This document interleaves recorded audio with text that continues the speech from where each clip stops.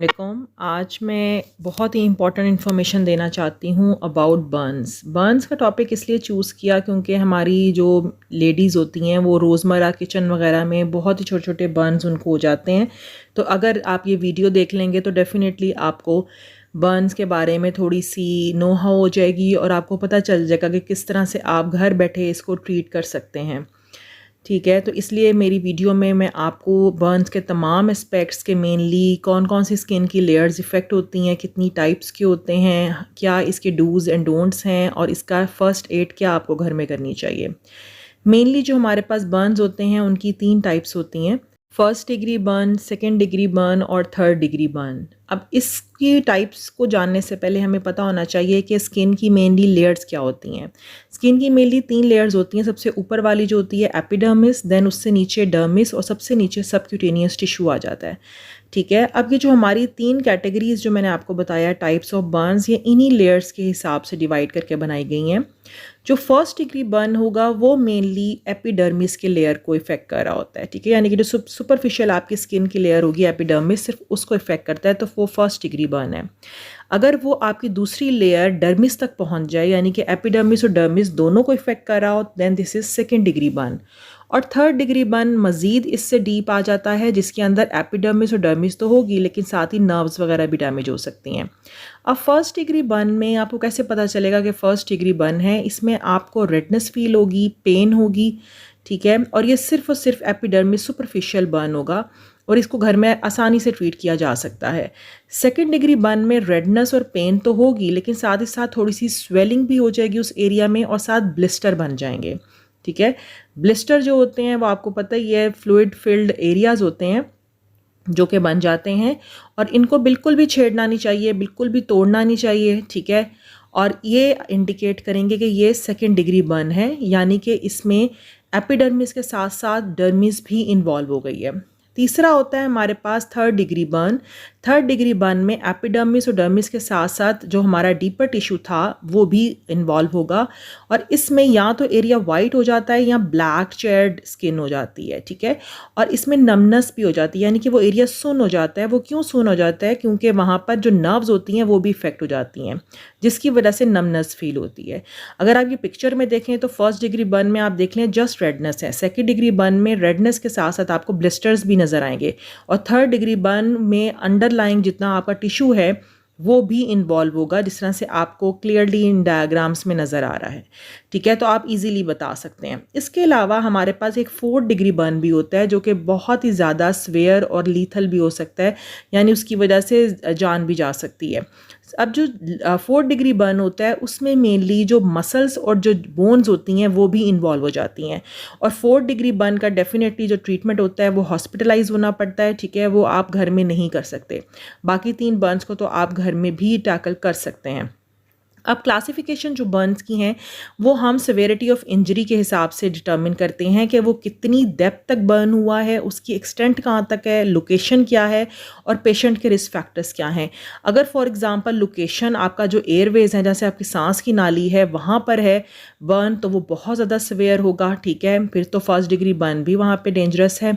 और अगर for example जो इसकी कोमॉर्बिड कंडीशंस है पेशेंट्स में, डायबिटिक है यानी कि उसकी इम्यूनिटी अच्छी नहीं है, तो तब भी डेफिनेटली केयरफुल होने की ज़रूरत है।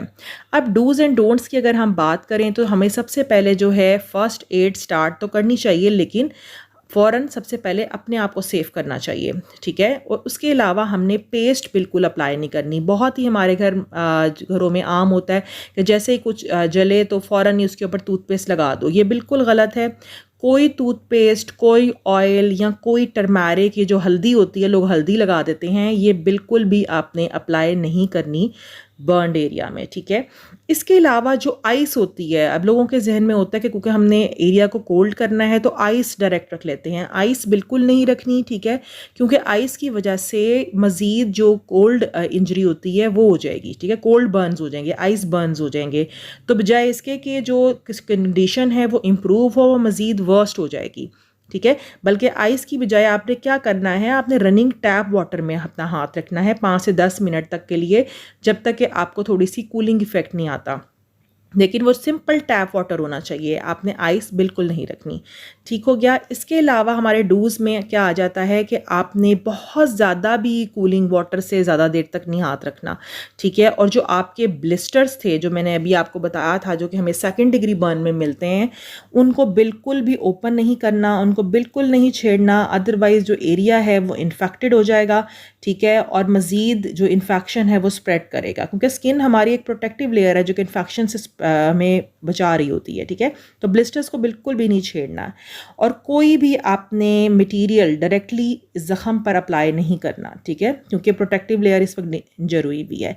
अब डूज़ क्या होते हैं कि अगर आपने बर्निंग जहाँ पर भी हुई है, आपने सबसे पहले तो उसको स्टॉप करना है, ठीक है। अगर क्लोथ्स पे बर्निंग हुई है, आपने क्लोथ्स उतार दें, ठीक है, और वहाँ पे पानी वगैरह डालें, और आपने जो हाथ है, जो भी जगह इंजर हुई है, उसको फ़ौरन ही रनिंग टैप वाटर में ऑलमोस्ट 10 to 15 मिनट्स के लिए रख दें, जब तक कि फील हो कि थोड़ा सा कूलिंग इफेक्ट आ गया, ताकि वो एरिया थोड़ा सा कूल हो जाए।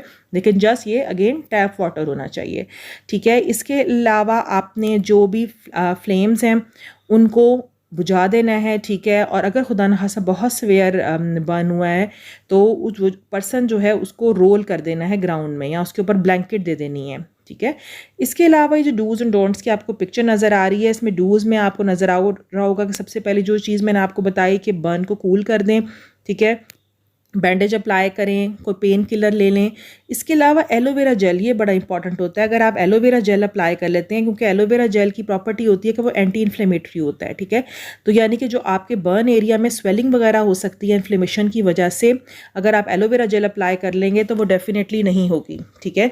तो इसलिए एलोवेरा जेल आराम से घर में मौजूद होता है, ठीक है। और इसके और भी बहुत से फ़ायदे हैं, एंटीऑक्सीडेंट भी है, लेकिन एंटी इन्फ्लेमेटरी प्रॉपर्टीज़ की वजह से इसको आप लाजमी अप्लाई करें, और डेफिनेटली इसका क्योर आपको नज़र आएगा। और ये बहुत ही ज़्यादा और भी इसके बेनिफिट्स हैं, उस पर भी हम लोग आगे इंशाल्लाह वीडियो बनाएंगे, ठीक है। ये तो हो गए हमारे पास डूज़। अब डोंट्स में जिस तरह के मैंने आपको बताया कि बर्न एरिया में कोई ऑयल अप्लाई नहीं करना, ठीक है, ब्लिस्टर्स को बिल्कुल नहीं छेड़ना, इसके अलावा आइस नहीं यूज़ करनी, और एग नहीं लगाना, ठीक है। एग की जो वाइट होती है, बाज़ औक़ात लोग कहते हैं वो लगा दें।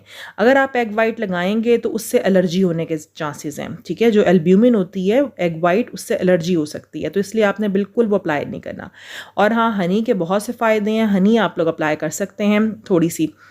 अब अगर माइनर हमारे पास बर्न्स हैं तो उसके लिए सबसे फर्स्ट एड हमारे पास क्या होनी चाहिए? सबसे पहली बात वही कि आपने बर्न को कूल करना है, ठीक है। कोई रिंग्स वगैरह या कोई भी टाइट आइटम आपने उस एरिया में अगर पहने हुए हैं तो फ़ौरन रिमूव कर दें।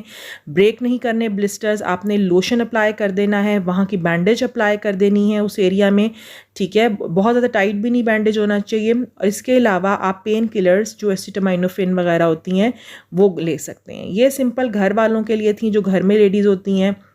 छोटे मोटे बर्न्स अगर बच्चों को आ जाएं तो ये उनके लिए ट्रीटमेंट था, जो फर्स्ट एड थी, ठीक है। और अभी तक जिसने मेरा चैनल लाइक और सब्सक्राइब नहीं किया, काइंडली वो सब्सक्राइब कर दें, और मुझे अपना फ़ीडबैक ज़रूर दें, कमेंट सेक्शन में कमेंट ज़रूर करें, ताकि जो भी शॉर्टकमिंग्स हों उनको मैं इम्प्रूव कर सकूं।